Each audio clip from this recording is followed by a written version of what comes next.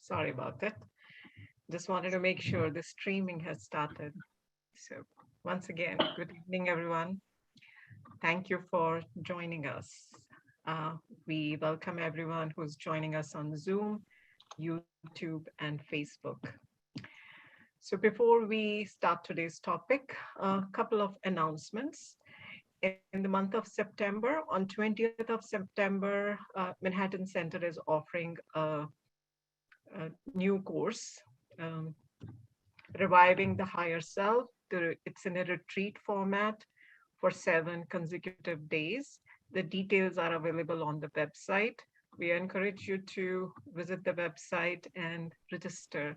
Even if you have done the course earlier, it's always a good idea to revise it again. Um, the reason being the concepts which are introduced are kind of very new. I will go be a little bit bold and say they are radical and takes a little time for them to sink in and for mind to start accepting it. Um, can everyone please mute their mics? Um, and in October, we are offering a workshop. So details of that workshop are also available on the website. We encourage you to visit the website. Um, just the information what I shared last week also, the recordings of the previous courses, whatever, we keep the recordings available on the website. We have removed the password. So now what it means is it's available to everyone. So please go and share with your friends and family who might be interested in learning or doing the course on their own pace. And we encourage you also to use those recordings for review. Once again, recordings of these talks are available on our YouTube channel. We encourage you to subscribe on our channel so you get notifications for all our talks or programs. The talks are available also on Facebook. Besides all these, um, Manhattan Center offers meditation twice a day, power boost meditation in the afternoon at 12 o'clock, and good night meditation at 8 p.m. in the night. Both meditations are live just for 15 minutes. So if it suits your schedule, please join.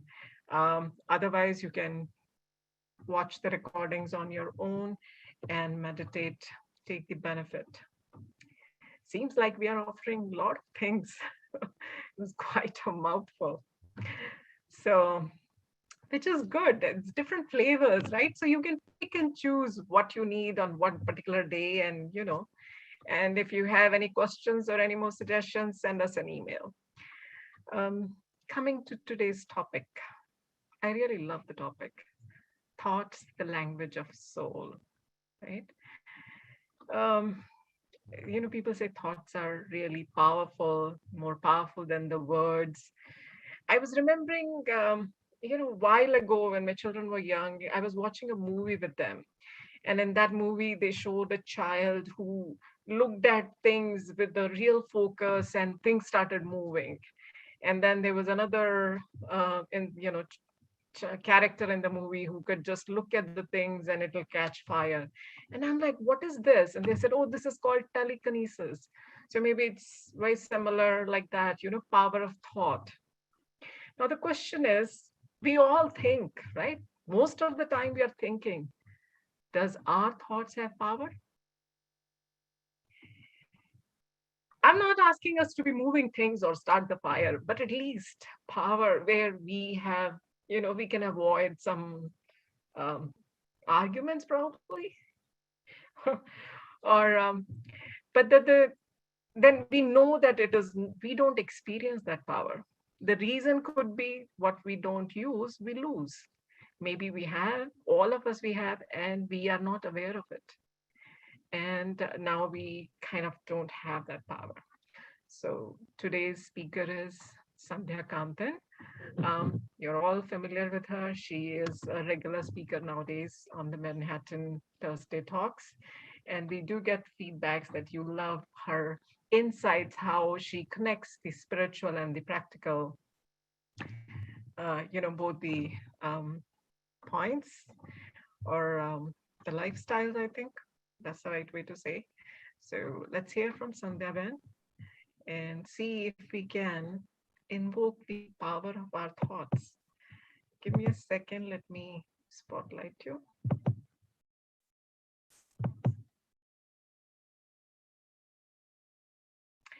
Are we good? Welcome, Sandhya Ben. Yes, we are good. Thank you, Very Anita. warm welcome on behalf of everyone who is joining us. Thank you, Anita Man, and thank you, everyone. Om Shanti and good evening. Om So, Shanti, sister. Om Shanti. So, Anita Ben has put me on a spot, right? She wants me to kind of talk about why some thoughts work and some don't work. So, we'll do that.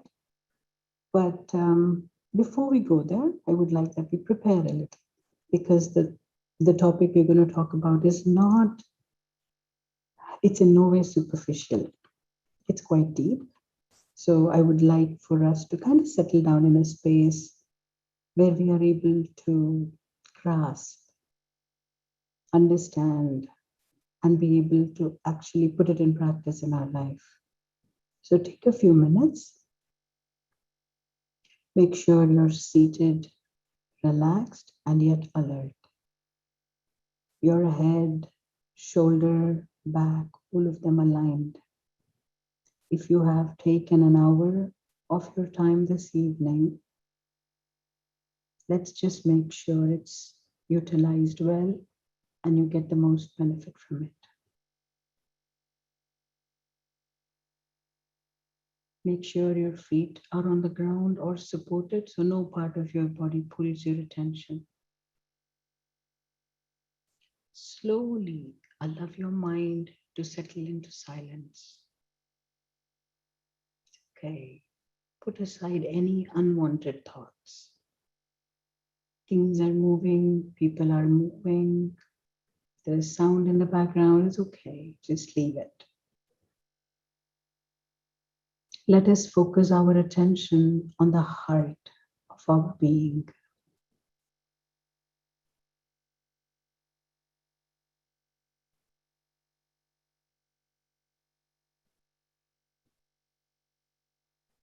My heart is a silent space.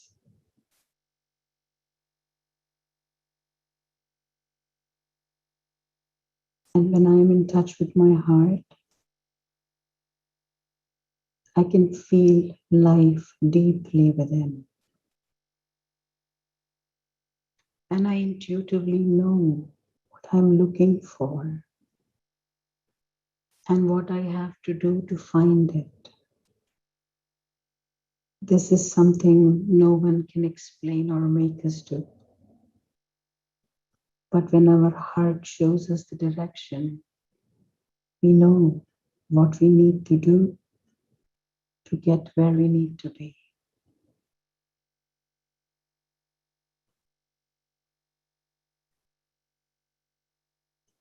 In the depth of my heart, I know myself to be a loving being, kind,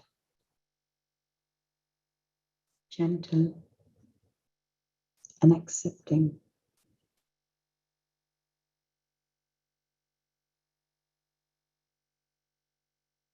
This love in my heart has always been there.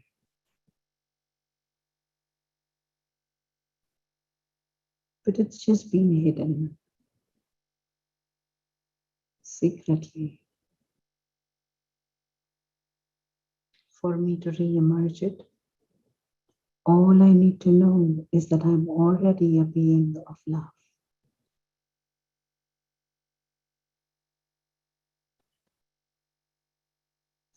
Let go of this illusion that you have to draw love into your life from outside. As I sit here, as I breathe, as I exist, I feel pure love in my heart.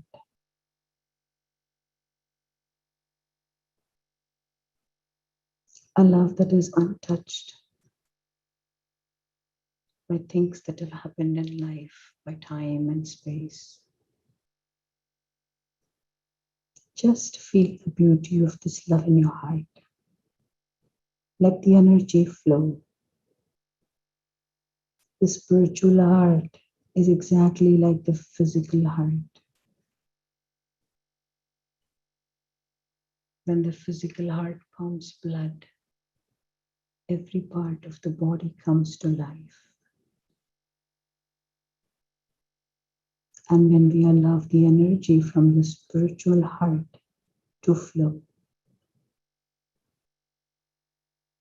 life comes back in my spirit.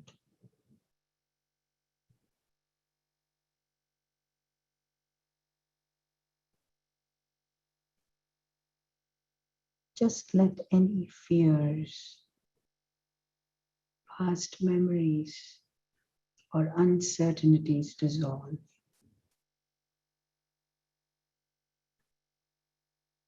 It is okay.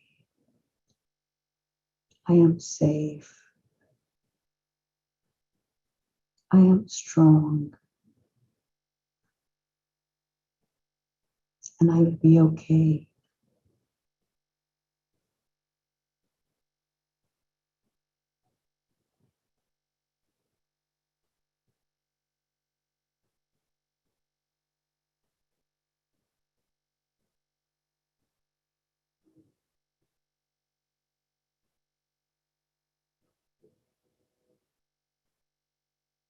Just feel yourself being whole, complete, and healed.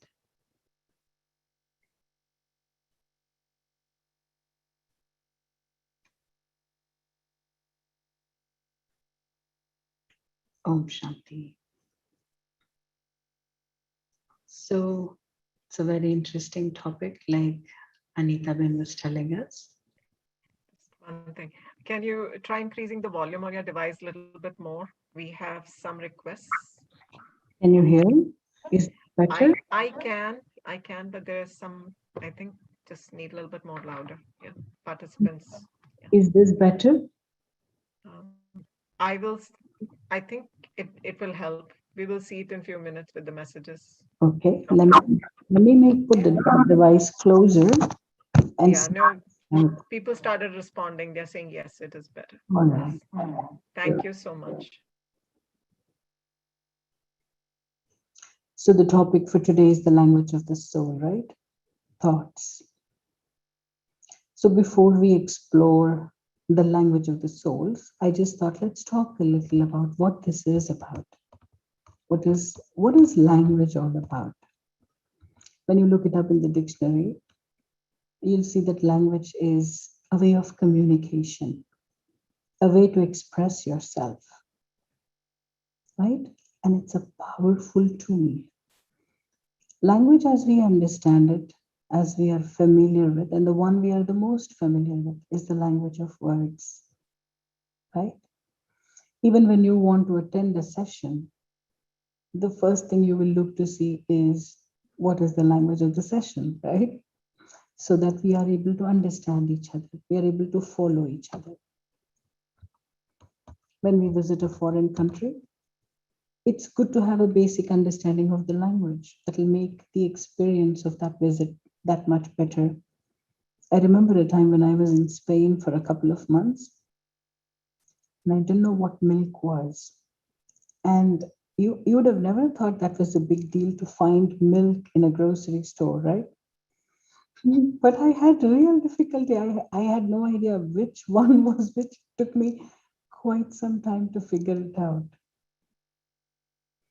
In the same way, when you're caring for a little child, right? Now, there, the language is not of these proper words. He's not going to say, Mom, I'm hungry. It's a baby. So, the understanding of a child's babbling, it will help us understand what the child needs and what we need to do, right? And nowadays, it's not just children, it's teenagers, right? If you're communicating with teenagers, and the way to communicate with teenagers nowadays is only by texting, right? There's hardly talking. It's all texting. They say we are a generation of texting. I have a niece in Singapore and she says, well, I tell my parents they can't keep calling me. They have to text if they want to call me. So that's the generation of texting. And if you want to text with a teenager, you need to understand their acronyms, right? They have acronyms for every little thing. So language is in order for us to be able to understand each other. But if you look at the language that we are using, you will see that majority of people have become tired of listening to and speaking the language of words. What do I mean by that? Is that, you look at news or you listen to some piece of news. You always have this confusion nowadays in your head, right? Right or wrong. It seems like for everything in the world, there is more than one way to take it. Nothing anymore seems clear. Nothing is black and white. It's just not clear. It seems like they're saying something, but there is something else behind it. They mean something else. Or you can say something, but it can be taken in a completely different way and completely out of context. So when we are speaking the language of words, sometimes it takes a lot of time to clarify, to make someone understand what we mean. We may use one word that may throw them off, right? So it takes a lot of time to clarify a situation, clarify what I mean to say. So if you look right now, there is a great possibility for misunderstanding and misinterpretation in the language of our words. Anything that is said can be turned around to mean something completely different from what the original context was. And that causes a lot of confusion, but it also causes a lot of heartache, depending on what situation it is, what the connections are. So it is very, very vexing to constantly say it again, and clarify, put it in a different set of words again to make sure the right communication goes through. And if you look at our lives, even, right, most of our heartache in our lives is because someone said something and someone said something else. This is one of the biggest complaints, right? They said this, they said that. I did this with the best of intention, but this is what they said. It causes a lot of heartache in people. So then I was thinking, what exactly is the point of language? What was the point of having a language for communication? Right? What did we want? Because language is also very beautiful, right? If you have interest in poetry, there are some poems that touch your heart. When you read that poem or you listen to it, it's like you're moved, right? So language can be really beautiful, even of words. But on the other side, it can be like this too.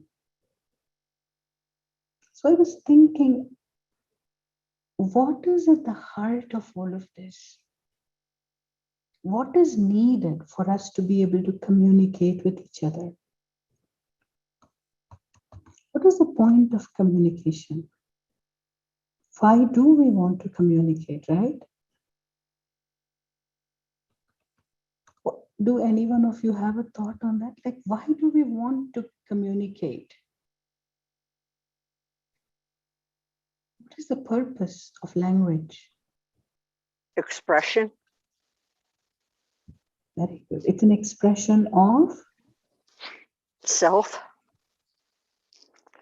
It is beautiful, a very beautiful way of saying it. It's an expression of what's in our heart, right? Would you agree with me? It's an expression of what is in the heart. And we want the other person to also understand what is in our heart. That's the whole point of communication. Sharing, right? We want Sorry? to share. We want to share. Sharing is also Share what is in your heart, right? Would that be the right way to say it? It's yes, yes. We the want love, to share what is in our heart. it's the love that we have in our heart we want to share. It's the happiness we have in our heart we want to share. So we're going to talk about this. Communication. What is the place of the heart in communication? And what are the ways that we can communicate from heart to heart? That's the whole idea of language. Communication should ideally be pleasant and desirable, both ways, Yeah. coming to you and coming from you. It has to be pleasant. It has to be desirable. Very good. Yeah. So I'm reminded of a fable, um, because this place that we are talking about expressing what's in the heart and understanding what's in the heart, right? I think this is one of the most difficult right now for many of us.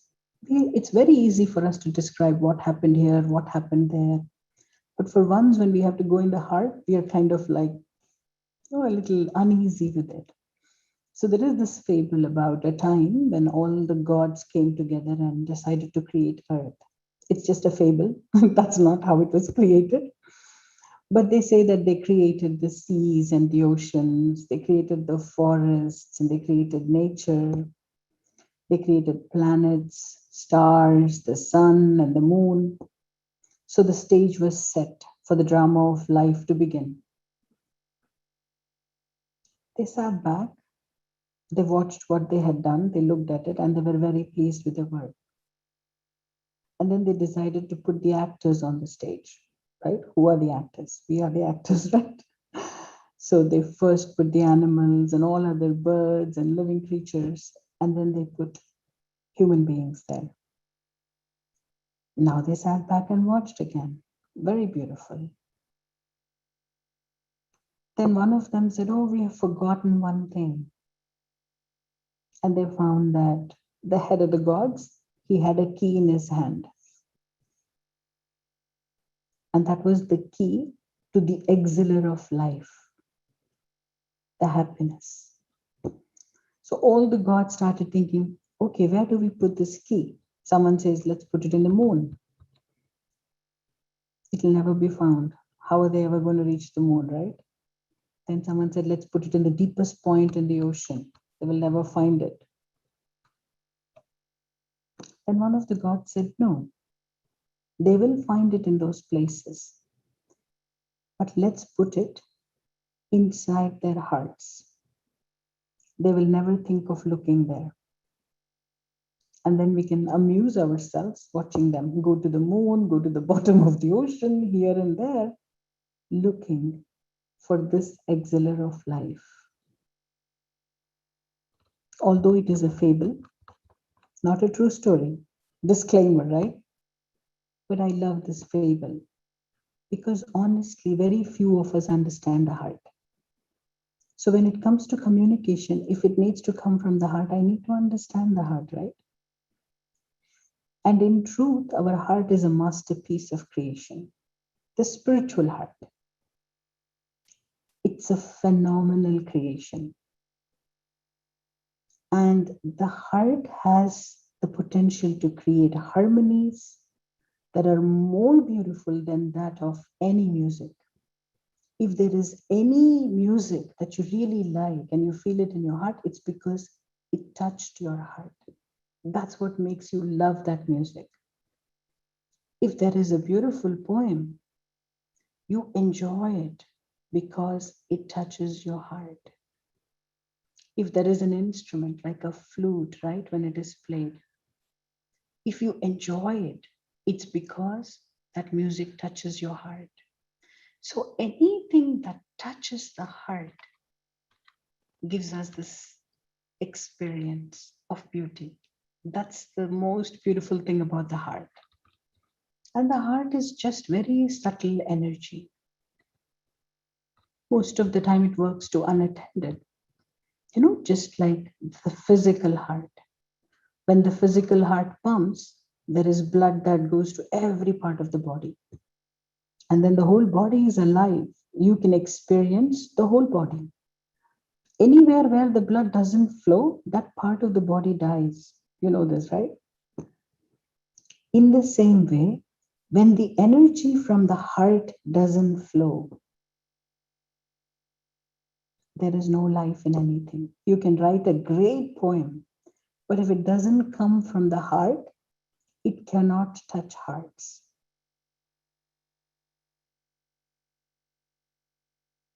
When the heart opens, when our own heart opens, we fall in love.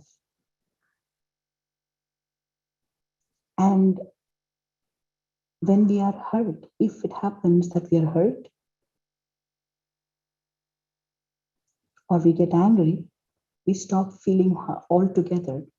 It's like the heart is blocked.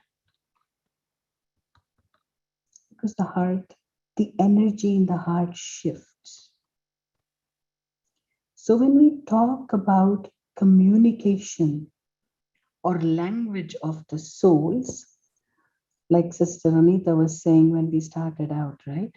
We all have thoughts, but do those thoughts have that much power? Are they able to communicate? Are they able to touch hearts? Many times they're not, because if the thought is not coming from deep within the heart, from that love, it cannot touch other hearts. So we were talking till now about the language of words. Now we talk about the language of spirits, which is soul to soul conversation. You've all had this experience, right? Sometimes someone is talking to you, but you feel like you don't exist there. It's like there is no connection. Nothing they're saying makes sense. Nothing goes inside. And you keep thinking, when is this done so I can go? We've all had these kind of conversations, right? But spiritual languages or heart to heart conversations, how do you have them? How do you recognize them? There are three forms, and we're just going to talk a little bit about each one of them. We won't go into much detail, but we will talk a little so we have an understanding of what this spiritual language is. How does a soul communicate with another soul? The first conversation between souls, and you all know this if you have seen romantic movies, movies of love, or even read books about love stories, you know this. The first conversation between spirits is through the language of the eyes, eye to eye. The second conversation is the language of feelings. And the third language, and one of the most powerful language, is the language of thoughts. This is how souls communicate. That means even though you're using words, words can be used in a very beautiful way, but it's also possible to communicate beyond them. It's not necessary to have words. So these are three languages beyond the language of the words: the language of the eyes, the language of feelings, and the language of thoughts. Right? The language of words is very common. There are so many languages. Right? And some of us, like we're all speaking English now. But if someone was Spanish and they didn't know English, we can't communicate. So there is a lot of limitation on the language of words. And words also mean different things in different languages, right? Whereas these three are the language of the soul, are the language of the spirit. And all three of them are very, very powerful. The language of the eyes, we say, is the language of giving signals, which means, for instance, when someone comes in front of you, right?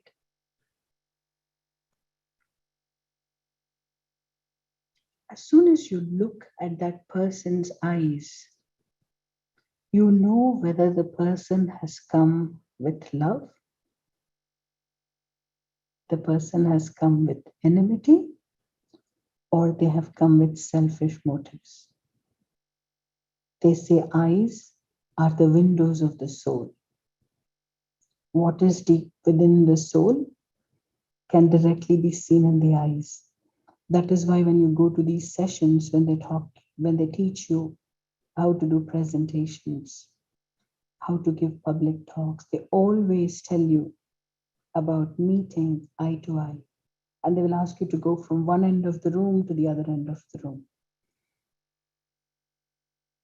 Because when you look at the eyes, the person feels they have been looked at. Am I right? Many of you have this experience also, right? When you are walking along and someone looks at you from top to bottom, you kind of know that they're not looking at you.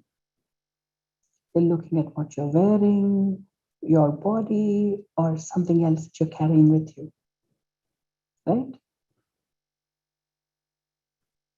But when you look eye to eye, it is possible to know what is in the other person, and you don't need words for it. You know how eyes of love look, right? You also know when someone comes with a different motive, you can see it in their eyes. This is the first language of the souls. That is why here in the Brahma Kumaris, when we all sit down to meditate, we always connect eye to eye. One is, you know what the other person is coming with. That's one thing. But the other is, the eyes are one of the biggest source of transmitting energy. These eyes are like an energy center. The energy that's within the soul, one of the ways the energy transmits is through the eyes. So when you look at a person with love, it's as if you're holding them in a protective care.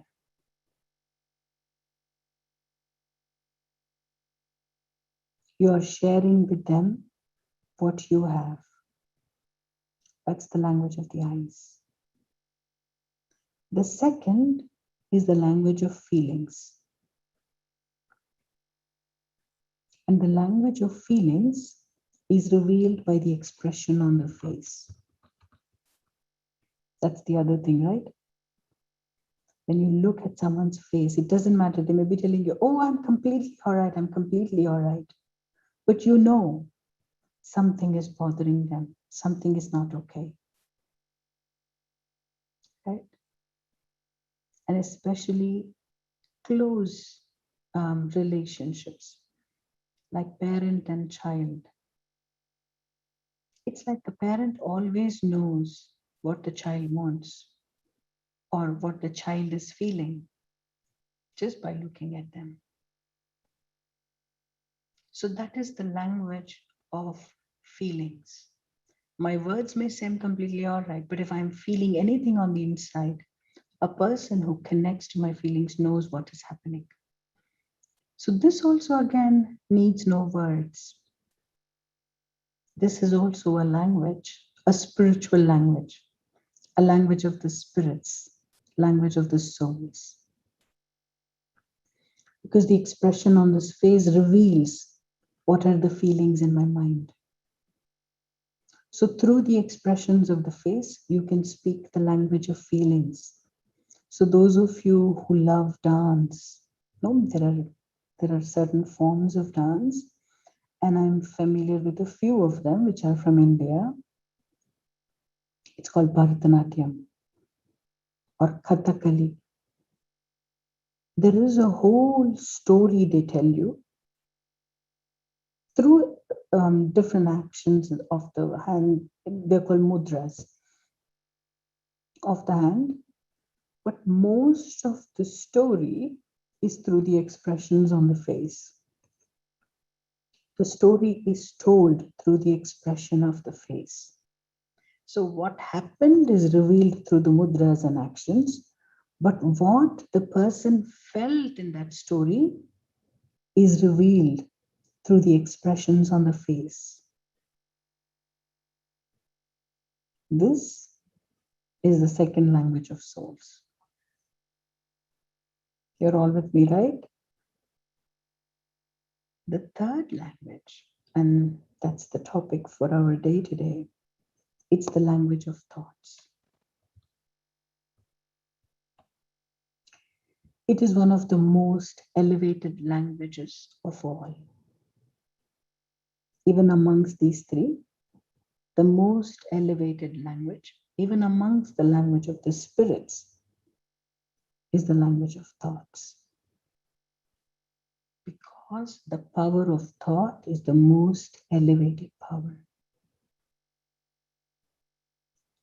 You know, sometimes I feel like we think so much out of road that we don't realize the power we are carrying with us. You know, in the world, any country which is a nuclear power, we fear them. Oh, don't provoke them. That's a nuclear power, right? So each one of us is carrying this really powerful energy within us. And this is the energy of thought. It is the original power of the soul. And it is the fastest languages of all the languages. Even when you want to read your eyes or the expression on the face, you need to be able to see the other person, either directly face to face or on some kind of instrument, right? But the power of thought is even beyond all of that. You don't need to see a person's eyes. You don't need to see the person's face. The communication of thoughts is beyond the limitations of time and space. You can communicate even to someone who is not there here with us. They can be anywhere in the world. You can even communicate to someone who is not here in the world in the form that you know. Because time is not a limitation for thought. That is how powerful it is. Be it in the past, be it in the future, be it in the present. The power of thought can go through all three of these times. Be it here, be it someone who is in space, who is in the moon, your power of thought can travel even beyond that. That's how amazing this language is, this power is. And you can communicate without any facilities of communication. You don't need a phone. You don't need a television or a radio or any one of those signals. It's just through thoughts. And you all have this experience. I'm sure everyone has this experience. It may not be all the time. It may not be every time, but we have all had these experiences in our life. Am I right? Sometimes you think of someone you love. Like, I know when I'm not well, and I think, oh my, I wish there was someone who would take care of me. My mom would call within minutes. and she's worlds away. She is in India, but she will call. She just says, I don't know, I felt like I wanted to talk to you. We've all had these experiences, right? It could be with someone else, it could be in a different relationship, but this happens. That when a thought comes from a pure heart, it can travel through any obstacles and reach its destination. But it needs to come from the heart. Many of our thoughts don't necessarily come from the heart. Sometimes when we are in pain, right, the thought comes from deep within us, and those travel very easily. Sometimes when there is a lot of love, the thought comes from deep within, and we see the result of that automatically right in front of us. We all have this experience. We call that telepathy, right? And Anita was talking about telekinesis. I'm not going to talk about that. But what it says, just to talk about it, is that we are talking about communication from person to person. But the power of thought is even beyond that. It can communicate with the 5 elements of nature. So be it time, be it a clock, or be it fire, or whatever those people did in the movie, I don't know. But it can traverse, it can communicate with the elements of nature. It can communicate with the animals, the birds. You know, the founder of our organization, right?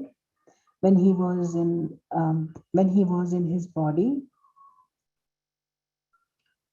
there would be a little sparrow that comes every day to eat the crumbs that get left out when he's distributing sweets. When he left his body and they offered hope, the sparrow came back for its little morsels. So there is this love, there is this thought that comes from the heart, the language of thoughts from the heart that can go beyond everything. And it can make dramatic changes to things.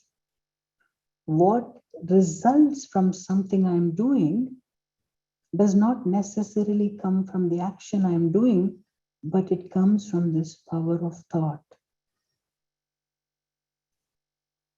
There is this story about the 2 stone cutters, right? Like those who make these idols from stones. They talk about a time when a nobleman was walking by and he was seeing a person, he was trying to break the stones, trying to do something. So he asks, what are you doing?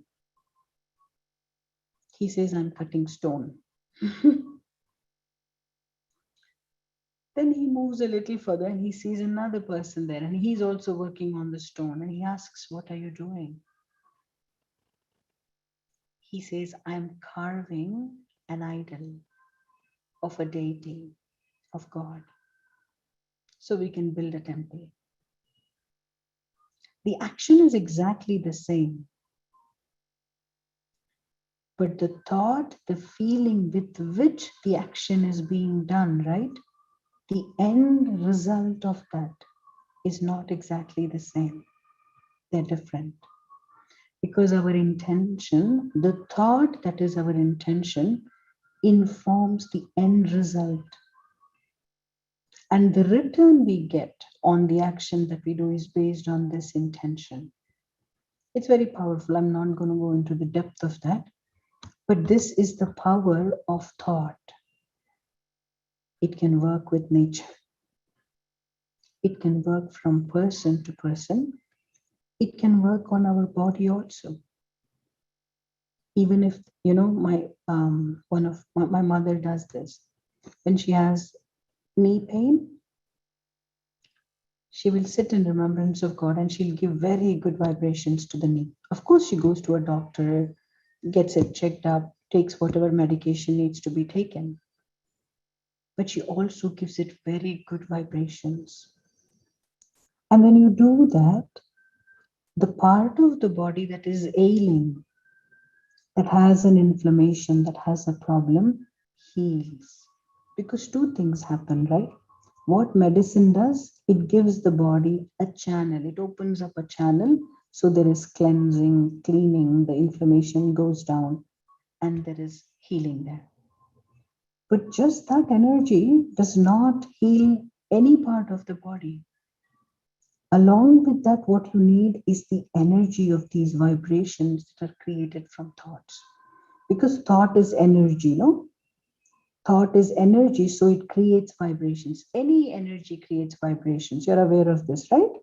So even thought creates vibrations. That means there is movement around the area where there is thought. That is why even with human beings, our thought energy that we carry with ourselves, that comes from deep within us, it can be measured.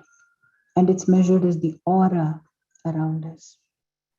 So a person who's very elevated, constantly has a positive demeanor, is working towards serving everyone, they always find that their aura is very large because the strength, the power of the vibrations they are holding is very, very elevated. It's very, very high and powerful. It's like you have these electric substations, right? For electricity, we have electricity that comes into our home also. But then there are those substations, right? They have very high voltage energy. You don't even go anywhere near that because there are vibrations of that voltage. It's like that. The vibrations of the thoughts that I create, they hold an aura around me. And how much of that energy stays in the aura depends on the kind of thoughts I create and how high and elevated and how powerful they are. So, what is it that makes these thoughts powerless? What is it that stops a thought from actually being powerful, right? That would be the question we ask because we do have a lot of powers, a lot of thoughts, but then they don't seem to have the power sometimes. That is what we call waste thoughts. Thoughts that serve no purpose. They don't have a purpose to serve. Oh, that happened sometime in the past and I keep thinking about it. It's over, it's done, it's gone. And I keep thinking about it. That means it's not serving any purpose. You can't go back and change something in the past, but you keep mulling over it. We call these waste thoughts. And what these waste thoughts do, they create a disturbance in your energy. You've seen that, right? Sometimes when we are on a phone call or a conference call, sometimes even on a Zoom line, one person is speaking and you can't hear anything because there's a lot of background noise. There's something happening, right? And of course, earlier you had this experience with me. My voice was low and you couldn't hear me. Any one of these happens because my energy is low. There is a lot of waste. So a lot of energy is wasted in that. So when I have a real thought that needs to be of purpose, there isn't enough energy in that. But if I am able to get away from it and focus, it happens even with language of words, right? When you want to say something, some people, if you ask them a small question, they give you an answer in 200 words. And then there'll be someone who will give it to you in 3 words, accurate, precise, concise, and you know what you want. You got what you want. Thoughts are also like that, right? Very purposeful, very powerful, clear, done. Then those are the kind of thoughts that actually are able to do something. And then there are these waste thoughts that come, they themselves don't serve any purpose. And then they cause disturbance in the thoughts that have a purpose, which is the reason they don't actually come to fruition. So the more we are able to stay stable and silent. So what does silent mean, right? In language, in the language of words, silent means not talking too much. But in the language of thoughts, silence means not having too many of these thoughts going back and forth, back and forth. Energy should flow easily and clearly in one direction. The more we are able to have that kind of a stage deep within us, then you will see that any thought we have, the other person very easily gets it, gets the communication of the thought. It reaches them. It reaches not just the person, it creates vibrations in the nature. It helps our own body, and it helps make our own thoughts further elevated and powerful. So when you are in that state, the language of thought is very, very powerful. In a second, anyone you want to give any experience to, anyone you want to communicate anything to, can get the essence of what you're trying to say.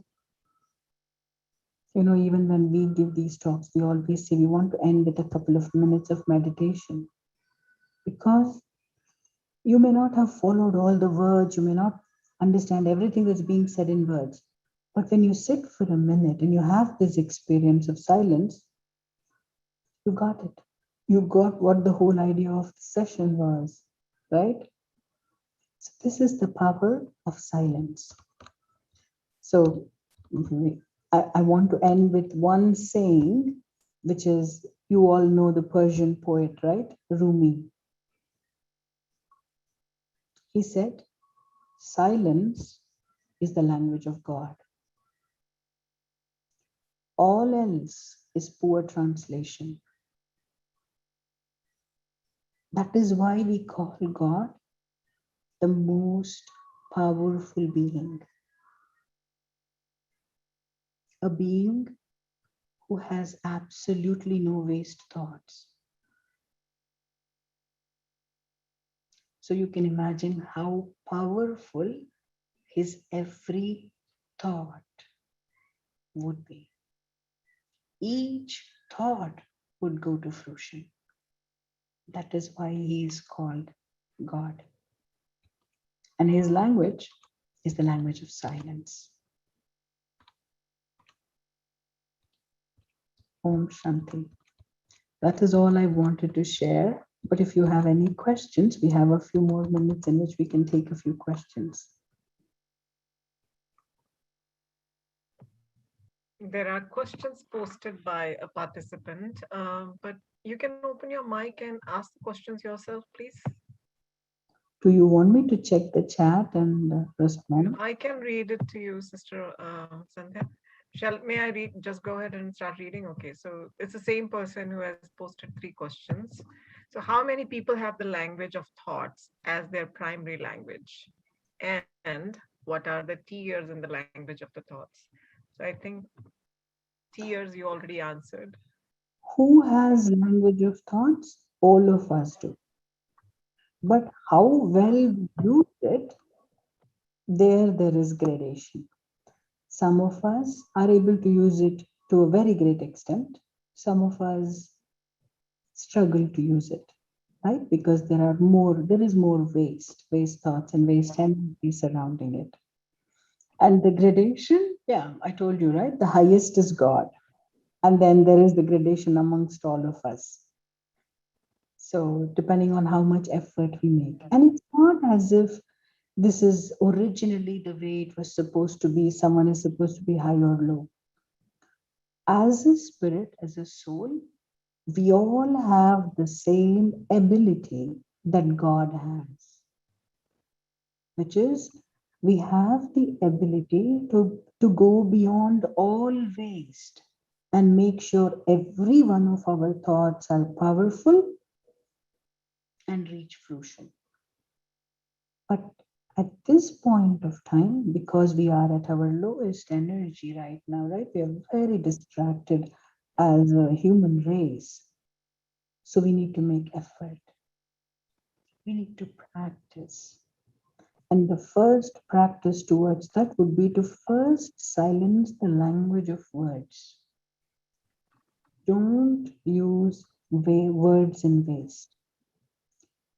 In two ways, which is in your own talking, but also in listening. Not to take too much information from out there that don't serve any purpose. Because everything that comes in, where does it go? Goes in my heart, right? And if you take in junk in your heart, who's going to clean it?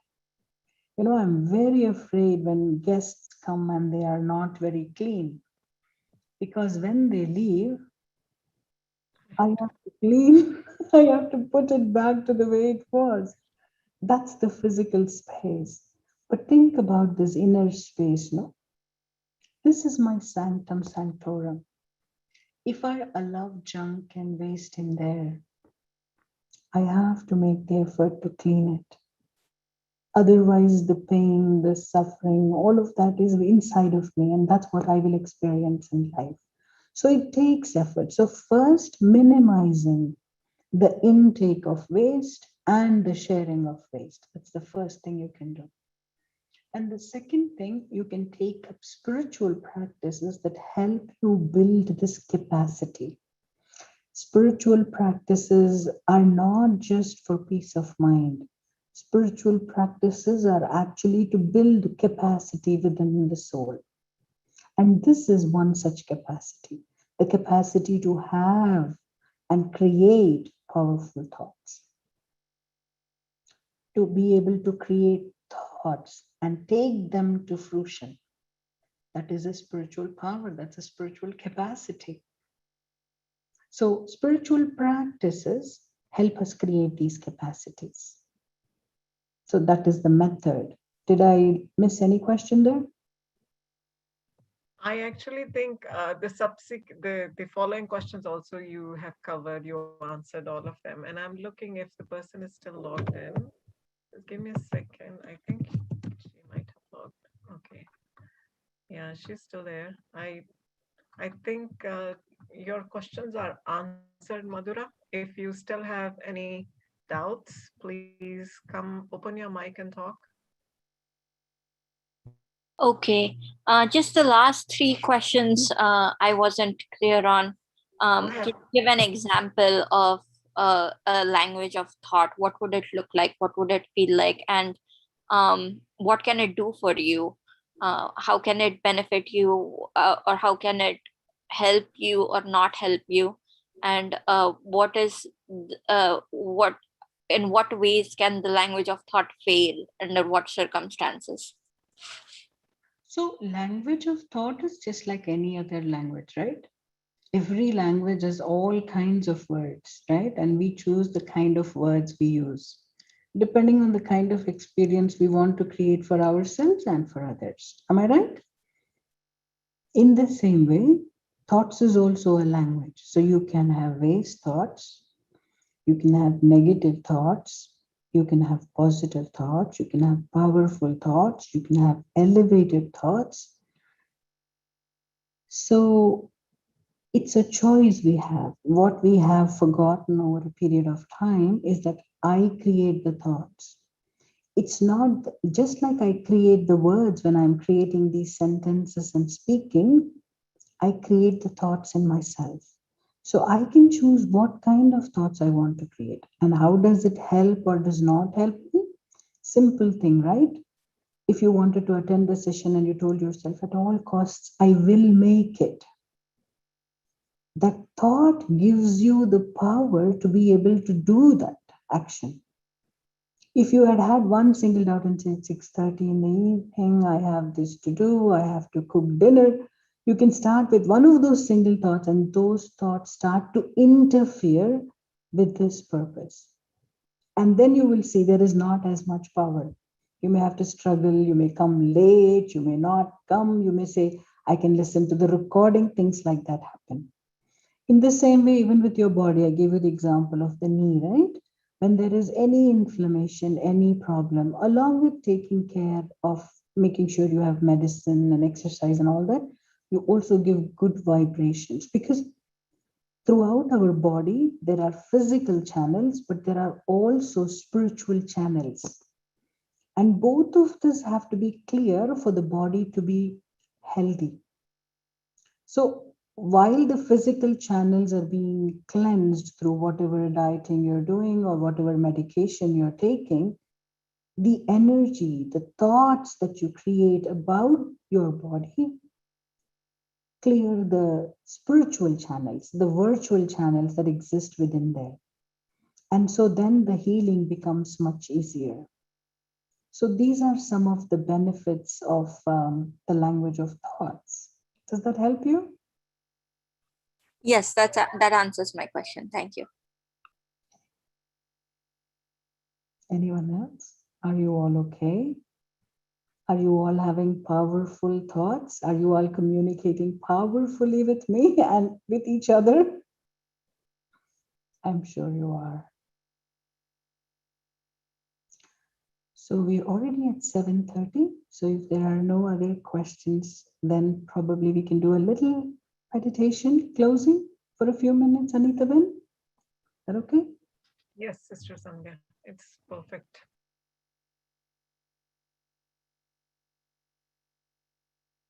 So let us take a few moments to go within,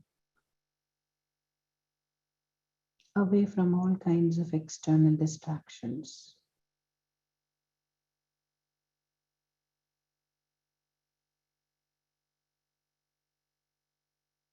Away from all distractions that have happened through the day. Notice to what extent you have been influenced by what is happening on the outside.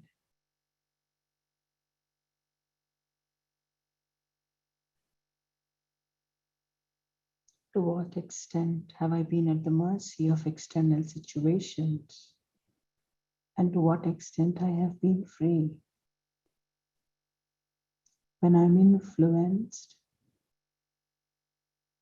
it creates waste thoughts and waste energy within me.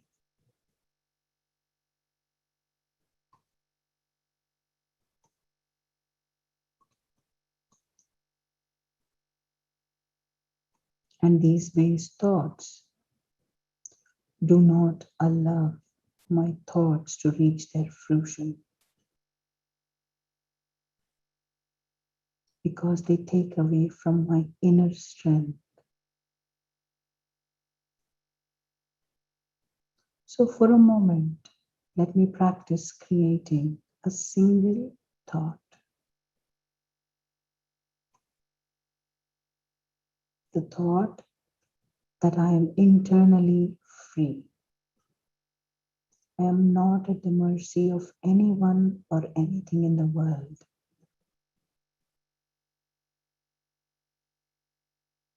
Nothing and no one can create my thoughts. Nothing and no one in the world can take away my happiness.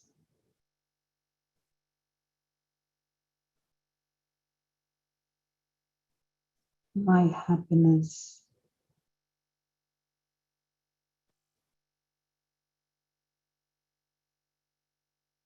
dwells in my heart, in my soul.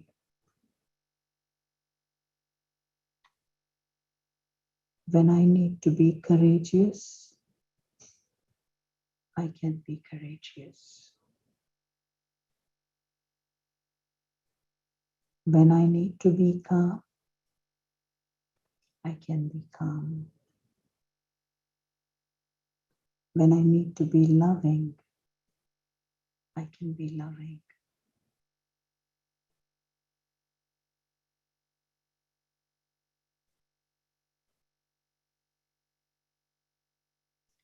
Going through the same thing again. Nothing and no one can create my thoughts. Nothing and no one can take away my happiness. happiness dwells in my soul, in my heart. When I need to be courageous, I can be courageous. When I need to be calm, I can be calm. When I need to be loving, I can be loving.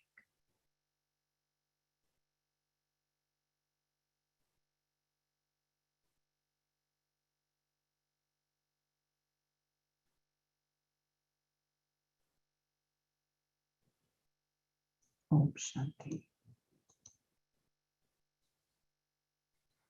Thank you all very much. Have a wonderful evening. Om Shanti, sister. Thank you.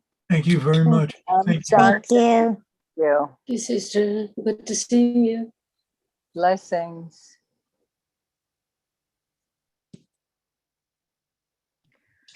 Thank you, Sandhya, and thank you, everyone. Good night. We'll see you again on next Thursday. Okay.